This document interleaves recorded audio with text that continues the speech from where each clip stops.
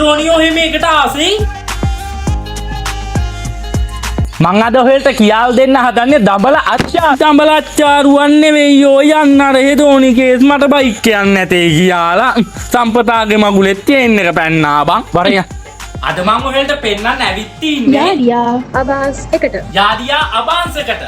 මේක තමයි යාදියා පූජෝයි එක චාර්ජ් එකකින් ඔහෙලට කිලෝමීටර් 60ක් විතර යන්න හැකි. මේ තමයි යාදියාලගේ T5 ලිතියම් බයික් එක. මේක වෙන්නේ 5.99 ඔහෙලා 21 22 23 දවස්වල BMI CH එකට ආවොත් එහෙම ඔහෙල්ට බයික් රයිඩ් එකක් උනත් යන්න හැකි මේ යාදියා බයික් එකේ.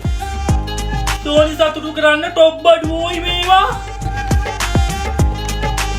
මචං මේ තියෙන යාදියා T5 එක ඔහෙල්ට මේකෙන් පත්තම පත්ත ඔපෝ එකක් දෙනවා අඟල් 32 LED TV එකක් දෙනවා නොවැම්බර් මාසයේ අතුල්ත ගත්තොත්. ඒක මචං වෙන්නේ 4.59 මචං ඔහෙලා මේ chance එක නම් මිස් කර ගන්න මේපා. දෝනියෝ එහෙම එකට ආසෙයි.